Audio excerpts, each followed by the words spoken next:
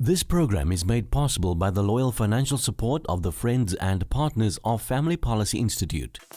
You are the salt of the earth. You are the light of the world.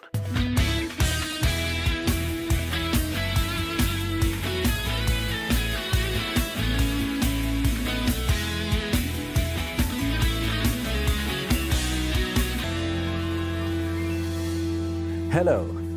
The Department of Justice has recently released the Hate Crimes Bill for public comment. The problem with this bill is that it has been in the making for 4 years, but the Department of Justice has only given the public about 4 weeks to make comment to Parliament.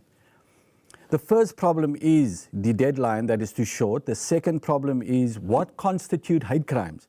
The definition in the bill is too broad. And Christian lawyers are going to have to challenge this with the Department of Justice. The third, and I think the most worrying part of this bill, is that this bill can be used to criminalize the scriptures that condemn sexual sin.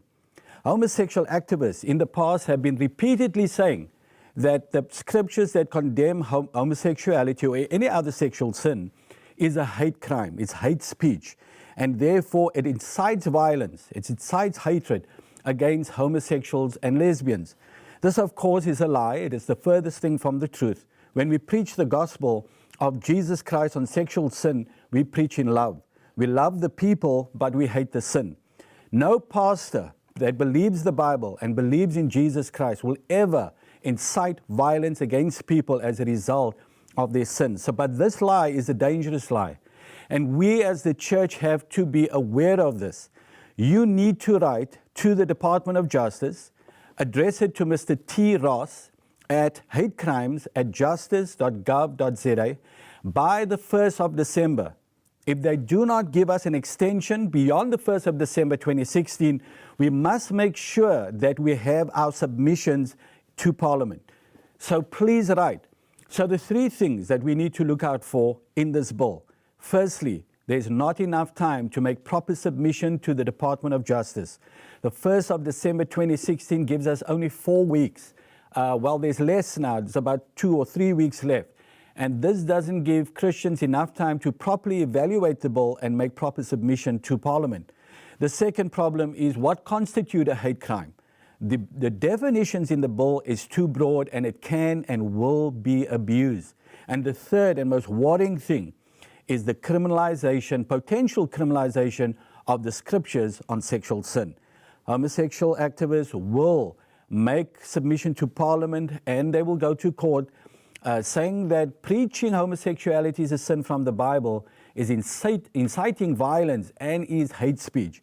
And we have to make sure that we get a religious exemption in this bill to make sure that doesn't happen. We have to protect the authority of the Bible. We cannot have our state criminalizing the Bible or declaring it hate speech. So please write today or in this week, please write to Mr. T. Ross at hatecrimes.justice.gov.za today.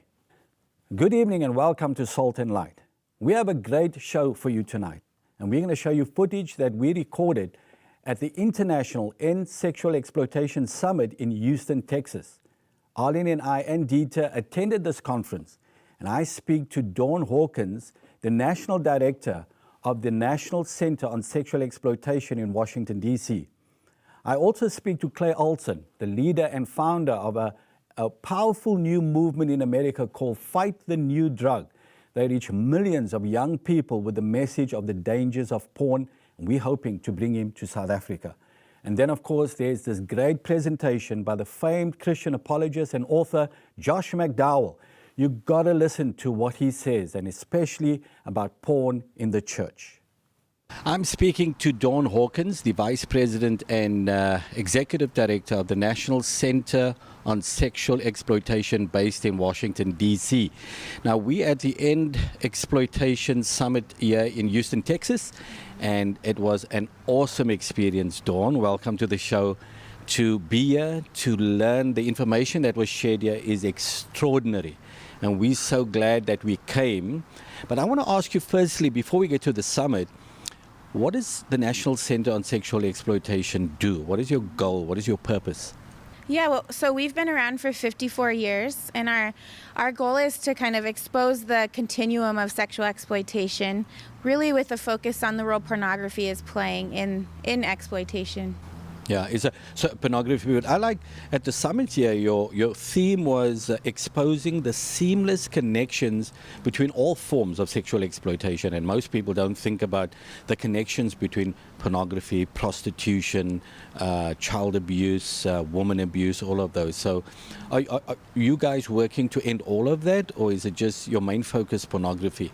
Well, we're working to end all of it, but we feel like many overlook the role pornography plays, and our stance and the research is showing really that pornography is one of the major factors in all of these other forms of sexual exploitation. And so our theory is if we can really work to curb pornography and the harms of pornography, then we'll see a dramatic decrease in sex trafficking and prostitution and child exploitation and broken marriages, all these kind of, terrible social ills. Yeah, because pornography, the way it portrays women, it demeans, degrades women. So it feeds into all the other forms of exploitation. It most definitely does. It normalizes objectification. It normalizes sexual violence. It completely, removes individuals from intimacy and emotion and connection with others, and instead leads people to view one another simply as objects, sex objects usually. So I was very impressed with the conference because of the kind of people that were here, and wonderful organizations doing great things like Covenant Eyes and Fight the New Drug and all of them. So it was really a treat being here. But I don't want to come to you. You're a young mother, young wife, and you're leading this fight. And it's extraordinary to see the impact you're having as far as ending sexual exploitation is concerned. And when I think about your presentation earlier on, where you talk about the Dirty Dozen list, and the fact that you got major groups like the Hilton Hotel to stop pornography in their on televisions in their rooms, and a few others. Just tell us about some of the successes you had taking on these big multinational companies. Yeah, well, so our organization, one of the three kind of main focuses that we have is to change policies that we see as facilitating exploitation. And so we go after corporations, businesses, government entities, and even sometimes NGOs that we see as really normalizing sexual violence. And so you mentioned Hilton, but we saw that many hotels were selling hardcore, violent pornography, like child-themed, racist, rape-themed, very violent. And so we made a huge, public campaign to try to change them, and they did. And not only did Hilton change, but so did Hyatt Hotels and Intercontinental Hotels Group and Starwood, all of which are international hotels. And they agreed to remove pornography by the end of 2016 from all of their... It's quite amazing. You know what bothers me, Dawn, is that there's no outcry from ordinary people. There must be Christians and ordinary people visiting these hotels, staying there, seeing this and not saying anything about it. So it has to take an organization like you to go in there and make a big noise about it to get people's attention. Does that worry you? Well, I think many people think it's become so normal, this hypersexualized culture, that even those who are so upset about it feel like there's just nothing that can be done. And I see that it wasn't really just us. Hilton accepted a meeting with us because they were getting 1,000 email complaints a week at the beginning of last year.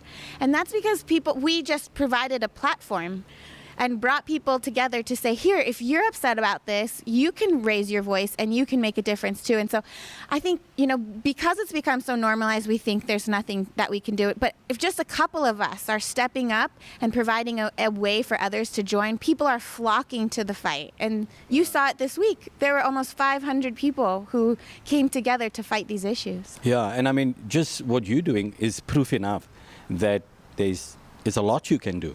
So much, yeah. Now, you also spoke about the story. You were on a flight and you saw a man watching pornography. And just tell us about that. Because it's just what one ordinary person can do to change things. I'm a little embarrassed about it, but okay.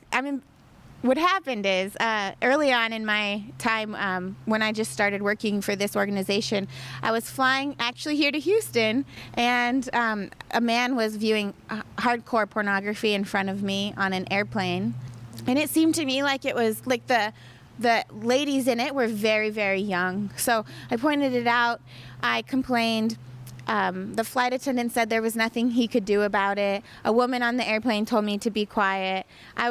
It was terrible. And there was a child like across the aisle, like 2 rows back, who could easily have seen it if she stood up, you know.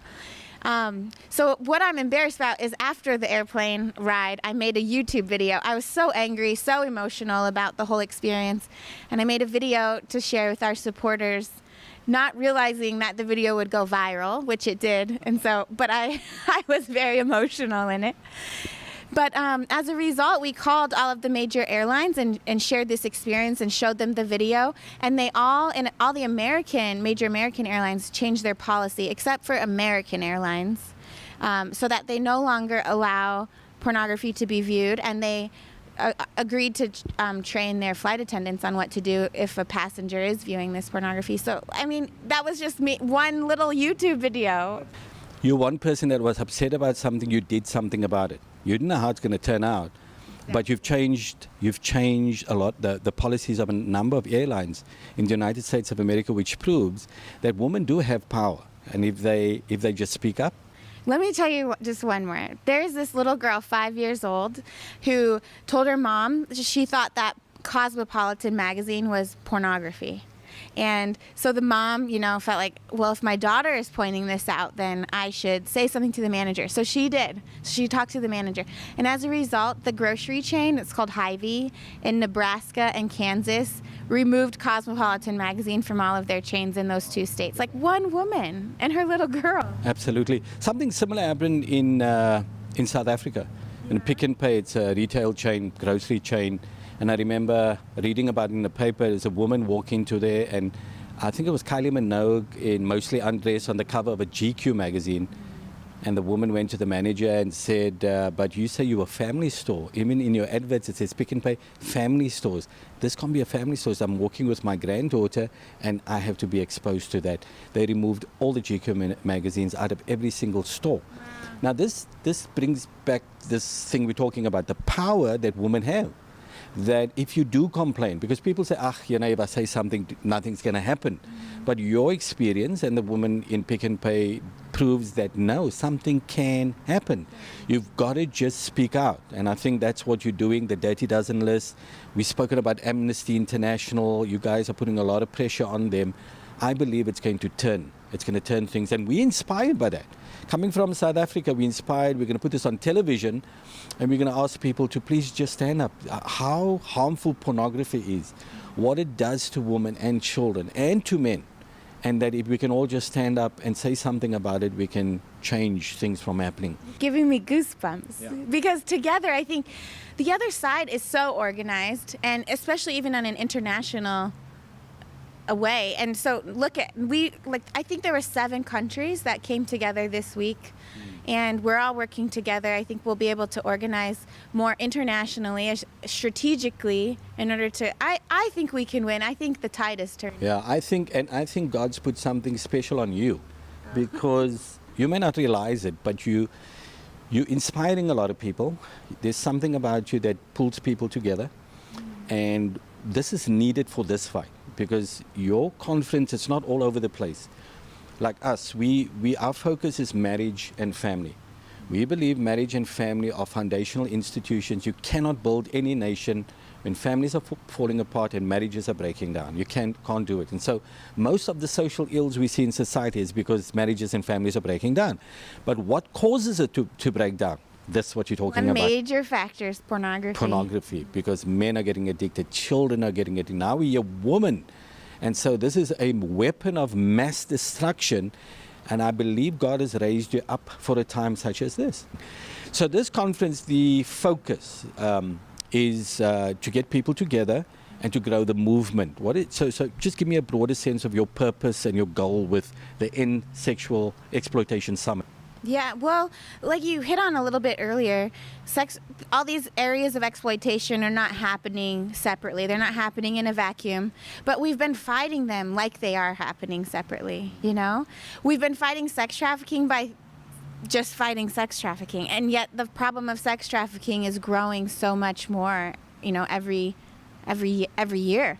And so the goal really was to bring together leaders from many different areas of the movement, bring them together in one place, share some of the latest research in each area to educate all of us. I really believed that, while I know a lot about the harms of pornography, I just learned a lot more about sexual violence this week, and a lot more about prostitution in particular. Yeah. And I feel like I can see the picture now, and how pornography, how it affects my efforts to combat pornography, and I feel like I'm more equipped. And hopefully the other leaders are as well. But more importantly, it was wonderful to just kind of try to create some synergy and unity in the movement by getting them all to meet one another and find new allies and people to collaborate with. I'm praying that there are some more joint projects that come out of their time here together. And so I think that will help move the movement forward.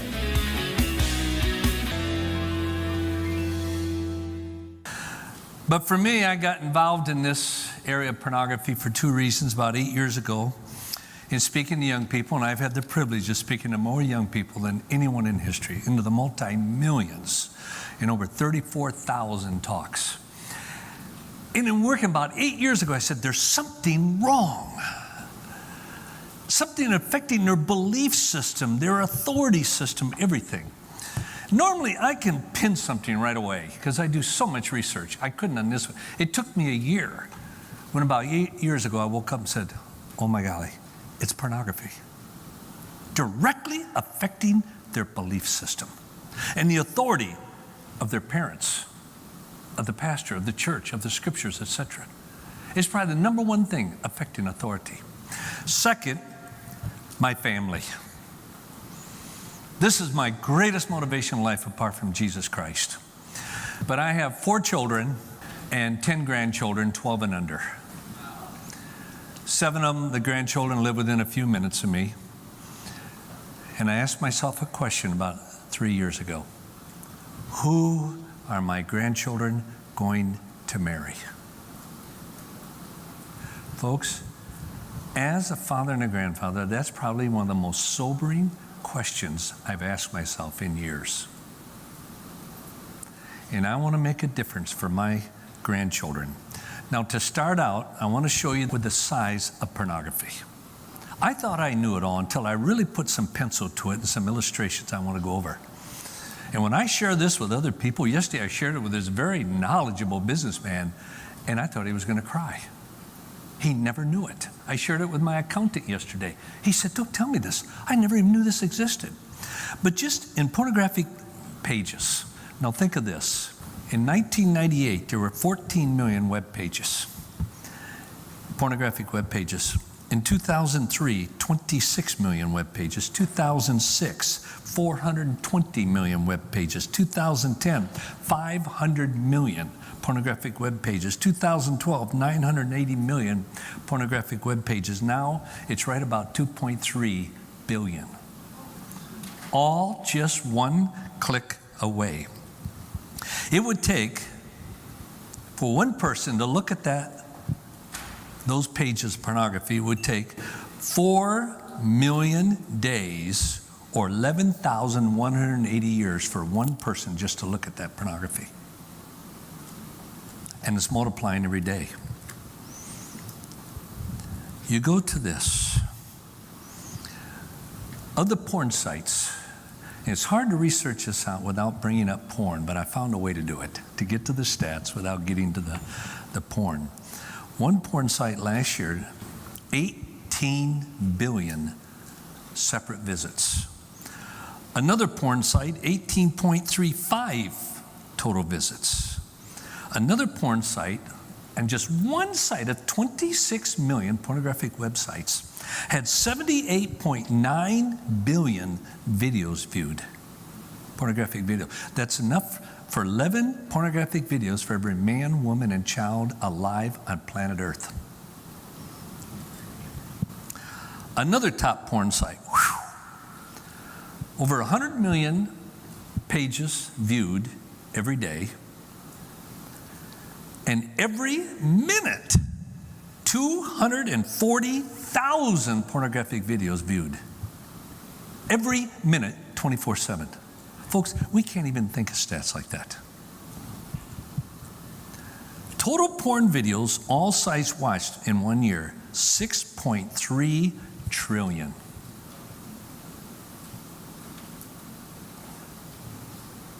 Total porn videos on all sites watched in 1 day, 17 billion a day today. Folks, we can't even comprehend those numbers. But try this out. Another site, I try never to mention the sites, because then men say, well, Josh mentioned, I thought I better go check it out. That's true, I'm serious. One site, now realize there's 26 million pornographic websites. In one site, in the last 30 days, produced in what's called transferable data, pornography, from one site to a person, 29 petabytes. Do you know how big that is? 1 petabyte. It would take 746 million floppy disks to hold 1 petabyte. One site in the last 30 days distributed enough pornography, if printed out, would fill 540 million 4-drawer file cabinets. That's only one site. One site. Another site, in the last year, produced right about 1.3 petabytes per day of transferable data pornography. If printed out, in the last 365 days, every single day, it had been enough paper to fill an entire Empire State Building. That's only one of 26 million sites. The church and pornography, that's what I've been asked to address. I've hardly ever met a Christian leader that knows hardly anything about pornography, let alone what I just shared the size of it. There's probably no area of culture more ignorant on pornography than the church, especially the evangelical free church. 47% of Christian families have a major problem with pornography. The most suffering person in the church, the evangelical church, the most suffering person is the spouse of a sex addict. And almost no one is addressing it. I could put up at least 50 slides like this one. As she was leaving, she handed this to me. She says, my husband is addicted to pornography. He is a pastor. It's our biggest secret, and it is killing me. I'm convinced in every church in the world, the most suffering person is the spouse of a sex addict. Now, this was 2002. A survey of 6,000 pastors by Rick Warren. 30% viewed internet pornography in the last 3 days. A 2001, half of all evangelical pastors, 57%, said they watched pornography the year before. Here's the problem. In trying to figure out pastors, here's the principle. Remember, addicts lie. Especially pastors, addicts lie. This is why Dr. Ted Roberts, who probably has one of the most effective counseling seminar ministry for pastors and leaders, when he was at the Set Free Summit, we all thought he was joking. He wasn't. He said, no longer, I will not take a pastor as a client unless they take a lie detector test. That's what I thought. Oh, that's good. He's serious. He's treated over 3,000 pastors. He says, addicts lie. That breaks my heart. 72% of born again, now boy, that gets narrow. Born again men visit pornographic websites. Those who actively now, as some of you probably know, a year ago I sponsored the largest study ever done of the church in pornography. It cost me $285,000. Normally you do 300 in the interview and have it. We did 3,000. So I'd have a 99.5% accuracy rate. And what it showed was heartbreaking. Here are those who actively, we did it by saying not watch pornography. People say, yeah, it scanned by, they weren't looking. No. These stats are those who actively pursue pornography in the internet. These are called, we didn't label them born again, spiritual, whatever. We called them active followers of Christ. Active Christians, that's how we labeled it. And look at that. Of teens, 37% of evangelical, fundamental, born-again Christian young people actively seek out pornography. Not come across an accident. Look at young adults, 57%. Millennials, 43%. Well, in the church, 70% of the boys and 25% of the girls who have ever seen pornography have spent at least 30 plus consecutive minutes watching it. Today's Christian woman, 34%, intentionally access pornography. The online newsletter, the women that go there. It has already been said once, if not twice, pornography has replaced the school as a source of sex education by far.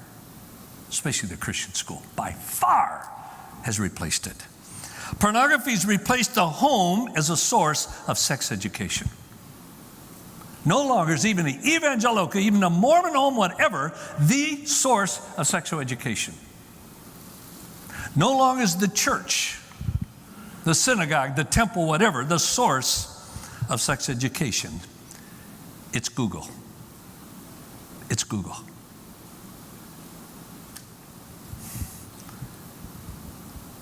I get so many calls now that I've come onto the front line of battling this. This mother called me. Oh, she was panicked. She said, I wish I'd listened to you more when I heard you and acted upon it. I said, why? She said, my 8-year-old son goes to a Christian school, and I couldn't find my smartphone. So I thought, could he have it? So he went up, she opened the door in his room, and he took the phone and went, whoa. But anyway, any mother knows there's a problem. But she handled it so well. Very lovingly, she said, what are you watching, honey? Nothing, Mom. Kids really think parents are dumb, don't they? Son, what are you watching? He took the cell phone, threw it across the room, said, I'm bad. I'm a bad boy. I'm bad. She handled it right. She said, honey, no, you're not. You're a wonderful son. Went over and picked up the phone. She said, Josh, I thought I was educated on pornography. I never knew anything like this could exist, let alone on my own cell phone, that my son was watching. But she handled it right. She went over, didn't say, why are you watching this? You know what God says? Oh, golly. She handled it right, went over, sat down, put her arm around him, reinforced just lovingly that you're a wonderful son, your dad and I so love you. And then just casually, not, well, why were you watching? Honey, why were you watching that? Now I'm going to be, after Matt, I figure I can say whatever you want up here. And this is what this mother told me. Said, honey, why are you watching that? Well, Mommy, this is at a Christian school, 8 years old. All the guys are talking about women's tits. I didn't know what they meant, so I Googled it. Number one source of sex education is not the home, it's not the parents, it's not the church, it's not the school. It's Google. It's Google. A mother called me, who I know very well, and her 3 kids said, Josh, I need your help. I've been through all your parenting seminars, everything. We raise our children according to your principles on parenting and all. But she said, our son, our 13-year-old son, we noticed just something was a little different. So we went into his cell phone and we found levels of pornography. Josh, we almost panicked. We never believed this would happen to our own son. But they handled it right. He came home that night around dinner, not, we found this in your phone, I want you to, no. Son, we went into your cell phone. Because as good parents, they'd already had ahead of time agreed they can always look out their history in the cell phone. And we found all this pornography. Why?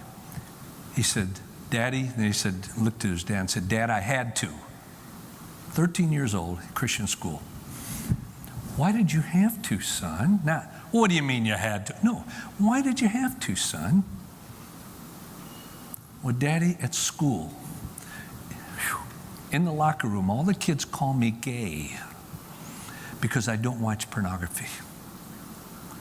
So, Daddy, I unloaded all that in my cell phone, and every day in the locker room, I turn it on and I watch pornography so the other kids won't call me gay.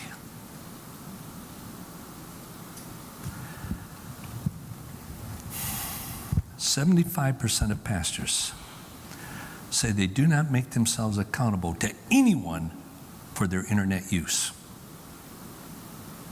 I would not attend a church with a pastor like that. I wouldn't. He's doomed for failure. And I would check it out. Who are you accountable to? How are you on covenant eyes? Because they will eventually let you down. 26% of regular church attenders are less likely than non-attenders to view porn. Thank God for a positive stat. But listen to this. 91% of regular church attenders who identify themselves as I'm a fundamentalist are 91% more likely to look at porn than the average secular person walking down the street.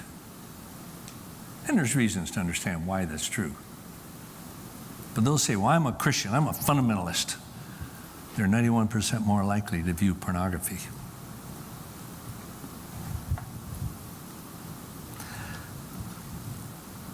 In Eastern Europe, I was speaking in a very elite Christian school, very elite.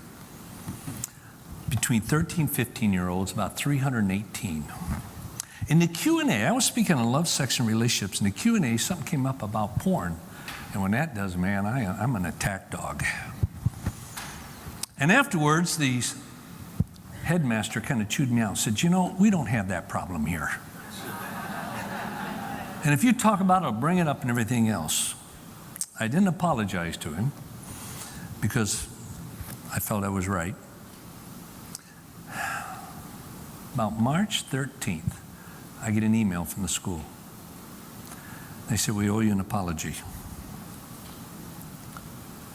They did a survey because they started to see things once I had surfaced some of it. And so they did a survey and they asked 2 questions within a context of just some innocuous questions. So it didn't look like, oh, they're trying to find out on porn. It just kind of ebbed and flowed right into it. And they said, 1, do you watch porn on the internet? 2nd, do you need help dealing with this? They said, Josh, all 300 students answered yes. Now this is hard to grasp, and said, every one of them said, no, I don't need help. I was just in Romania. Spoke to about 2,300 students. Probably be 11th, 12th grade through university age. In the following up of those who had indicated a personal decision to trust Christ as Savior and Lord. I don't go to a place like this unless they have at least 5 one-hour follow situations starting within 72 hours. But they did something different. On the second follow-up, they asked this question. I never thought about doing this. With these 487 students who indicated decisions for Christ, they asked them, what is your greatest barrier to becoming a true follower of Christ? March 24th, they sent me an email. I have it on my phone. They said, Josh, you won't believe this. Every single one of them said, I have a problem with pornography and I need help.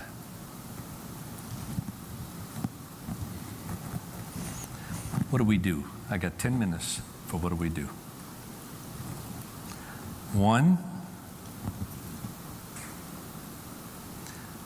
you will not deal with porn unless you have something in your life that is a greater calling. Now, I'm not going to have time to go into detail this, but you're smart people. You can think that through. If you do not have a greater calling than porn, in sexuality, whatever, you will never defeat porn. I don't care how many people talk to you, whatever you do. Even covenant eyes or anything, you will not if you don't have a greater calling. Second, you've got to deal with pastors. Now, I'm talking tomorrow morning, I'm giving a talk that if it goes on the internet, there's going to be some pastors not going to like me on how to deal with porn in the church. How do you work with the church? It's going to be insightful. But the research shows pastors don't apply personally what they counsel others to do. Unless you get your pastor truly seeking biblical sexuality in light of porn, you won't do anything with that church. They counsel others to be accountable. Hardly any of them are accountable. They counsel others to do this. They don't do it. They counsel others. You rather take it off all your devices. They don't do it. They don't do what they counsel others to do. Third, you need an incredible biblical view of sex. Now let me try to just briefly show why. I believe by 5 years old, you need to build within that child the most incredible, positive, exciting view of sexuality. It's like my daughter, who has 3 incredible blonde-haired little kids, 6 years old and younger, all personality after their grandmother. And she finally, a little over a year ago, sent me an email. They'll put up there. She said, "Daddy, I now understand what you're saying. I cannot 100% protect my boys from seeing pornography. They are going to see it." Ooh, if every mother did this. What I must do is prepare my children for the first time they see it. 93% of Christian young people, when they talk with their friends about pornography, it's either in a very neutral, accepting, or encouraging to do it way. 93%. It's either neutral, positive, or encouraging others to do it. Of Christian young adults, 18 to 24, only 1 in 25% will say, "I have one friend who thinks viewing pornography is a bad thing." Now look, almost all their friends are Christians. In their church, everything. Of Christian teenagers, 13 to 18, only 1 in 10, 11% would say, "I have one friend who thinks watching porn is bad." You talk about peer pressure. You couldn't have handled that when you were a kid. Then we must build the most incredible. We've got to. The church needs to help. The synagogue, the temple, whatever, has got to help parents to develop such a loving, especially the daddy, loving, intimate relationship with their child, where that child feels free to ask mommy or daddy anything. I mean, anything, without shame, without judgment, and without starting to quote the Bible. Oh, these, well, don't you know what God says? You know the Bible? No, you want to turn your child off and lose him? Just do that. That can come later in a little different context. But until they feel there's no shame, there's no judgment, and they're not going to lay it heavy on me spiritually here, they're not going to share with you. And I don't know how a child could ever survive porn addiction in the next 10 years without that kind of relationship with their mom and dad. Problem is, a lot of the kids don't even know their dad.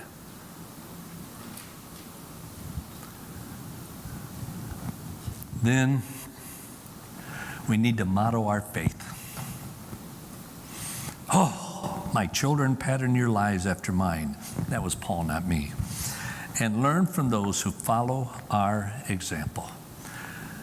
1 Thessalonians, and you know that the way we lived among you was further proof what? Of the truth of our message. I have brought you my children. I have brought my children to God by my message and by the way I lived before them. We need to live out our faith where our children will want to pursue it. They will want that more than anything else in their life, what my daddy has with my mommy. If we do not help our parents to create that, we can write all the books we want, do all the seminars we want, all the videos we want, and we'll fail.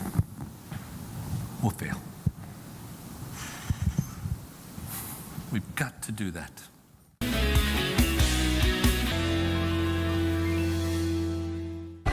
I'm speaking to Josh McDowell here at the End Sexual Exploitation Summit in Houston, Texas. And Josh, both of your presentations was about the church and the role of the church in fighting pornography.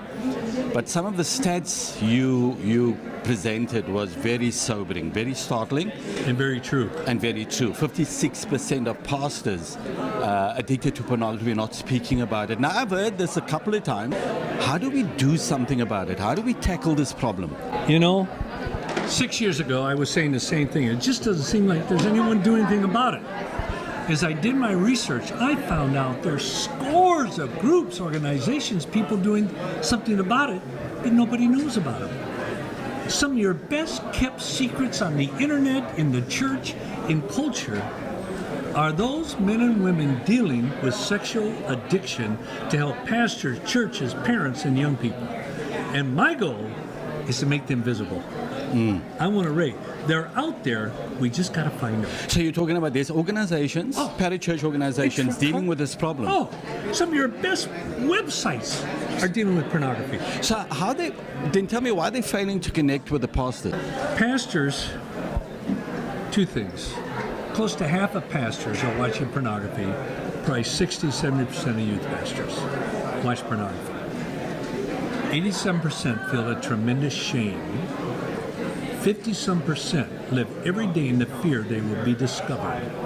And 41% of church people say if the pastor's ever caught watching pornography, should be fired. You take the shame, the fear of discovery, and being fired. It causes pastors to go into the underground. Pastors are human like us. They need the grace of God like we need the grace of God. So are you saying and so we have to approach them in kind of a subtle way. You can't approach a pastor direct on. You have to approach a pastor by helping his people. For the sake of the children, pastor, work with us to address this issue. But now, where's this fear of being discovered and then being kicked out or maybe fired? Where's that coming from? Is that coming from the congregation? Is it coming from other pastors? 41% of evangelical congregations said a pastor should be fired if he's ever caught watching pornography. That's called a one strike, you're out. That's right. And then just the personal shame. And then the fear, if I'm discovered, my life is over, my marriage, everything. And so they keep it secret. So what happened to grace? One of the best phrases I ever heard, and I hope I can say it correctly, was this last year by the American Conference of Catholic Bishops. Said, there is no problem, meaning pornography, outside the reach of the grace of Jesus Christ. Amen. That's great. That's a great quote. Our leaders, our pastors need grace the way you and I need grace. Absolutely. And if they're willing to be helped, then this one strike you're out does not apply. We come alongside, we nurture them to health like anyone else. Final question then is, what is your message to the church? How do we begin to start tackling this problem effectively, to start dealing with it so that I think if pastors are dealing with it, they're going to speak about it from the pulpits and begin to help people sitting in the pews as well. How do we do that? Start? One, I would say to any pastor, start with yourself. You got to be honest with yourself. And if you have any inclination toward this or anything else, there's so many wonderful, very quiet seminars you can go to, retreat places that will regain your health. Because until you're healthy, you can't serve your people. Then second, get informed.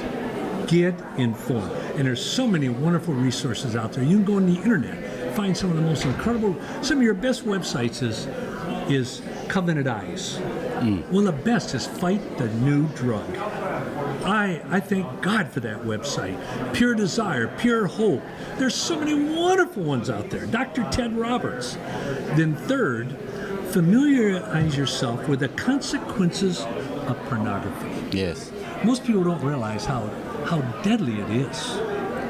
Then familiarize yourself with the solutions that have been proven and tried out there. You can do that through these organizations.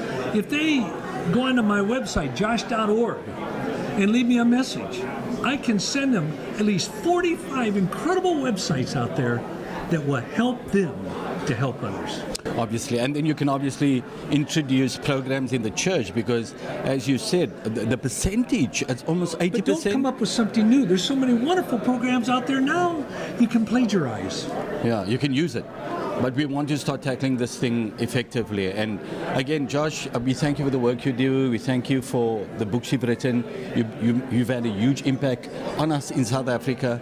And hopefully we'll get you to South Africa perhaps in the near future where you can talk and begin to challenge the pastors and the churches and the Christians out there to deal with. One of the greatest days of my life was when I was invited by 60 pastors to come to Durban, South Africa and debate.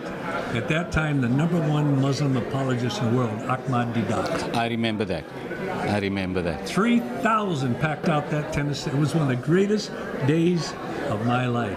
And you know how he died?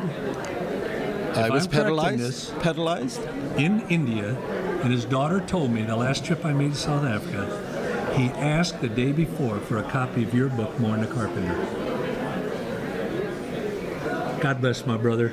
I hope to see you in South Africa soon. Yeah, I hope you come. I'm speaking to Clay Olson here at the End Sexual Exploitation Summit in Houston, Texas. And Clay is the founder of an awesome movement called Fight the New Drug. And so Clay, thanks for talking to us. Yeah, thank you. So what inspired you to start this movement?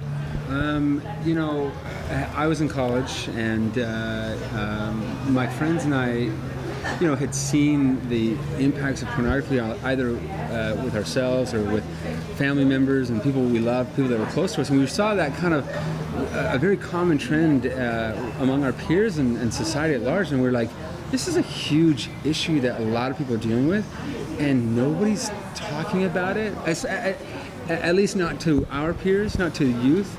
And so my background was in marketing and film, and I naively thought, well, why not? So I started an organization to try to help educate youth on those potential risks and help inspire them to pursue real connection and real love. And that was nearly 7 years ago, and that's been a ride ever since. And so that's how the Fight the New Drug movement was started. Yeah. You were inspired by or motivated to help young people. But the reason, am I right in saying that the reason most people don't believe this is a big issue is because in the media we don't hear about it, we don't see it, people are not talking about it? No, I mean, it's a controversial topic, right? And not a lot of people want to talk about it because, it's been taboo for decades and decades, since the beginning of time. It's a taboo subject, and so it's difficult to address. There's a lot of differing opinions as to what is healthy, where's the line, all of these things that kind of complicate the issue in a way that the media just has been, fearful to cover. But the reality is we no longer have that luxury to sit idly by and watch kind of the dominoes fall as they will. This is an epidemic, and I understand that more now than I've ever understood it. As I have engaged with and interacted with and listened to hundreds of thousands of youth across the United States and in Canada and Mexico and all over the world as they ride in, this is such a massive problem. And if we don't do something as a society, honestly, the tidal wave of harm is about to hit our shores. It hasn't yet hit. The harms we're facing now are small in comparison to what's coming. And so I feel an obligation, a commitment to not only help those that are struggling today, for the generations to come. You know, I have 2 little girls, and I fight for them. Yeah, absolutely.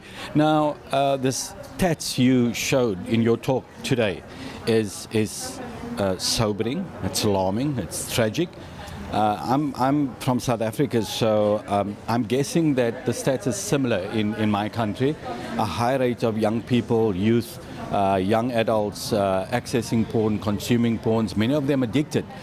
But your movement is primarily focused at targeting young people to make them aware about the dangers of porn, how to get out of addiction. Tell us some of the tactics you use to reach people, because I heard some of the stats talking about you put out a post and 2 million people share that. Yeah, I mean, we when we started, we knew that we wanted to be unique within the movement. We had seen what had come before, and many amazing organizations that had come before us and are still around today fighting a good fight. And we knew that we wanted to talk to youth. And in order to talk to youth, you got to change your tactic. That's right. And we were younger ourselves, and so we wanted to talk to our peers.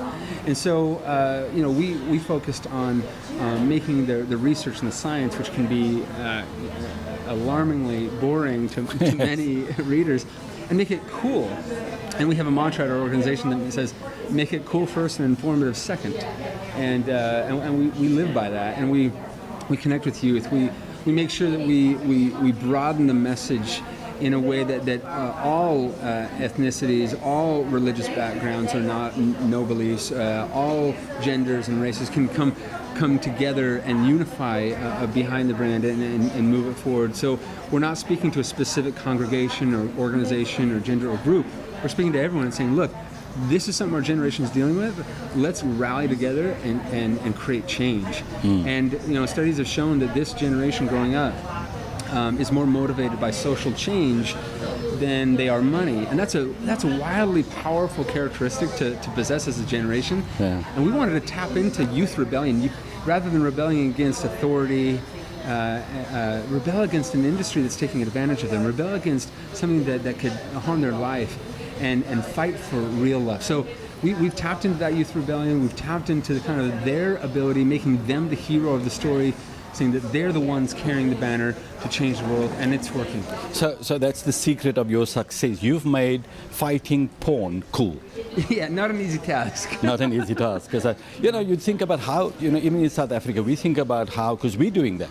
We're trying to make people aware about the dangers of pornography, accessing it, even soft pornography, and what that could lead to.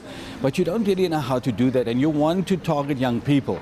And I think you've just latched onto something here, making porn cool. And Dawn was speaking earlier on about walking in a mall, walking in the airport, and seeing young people walking with this T-shirt that says, "Porn kills love."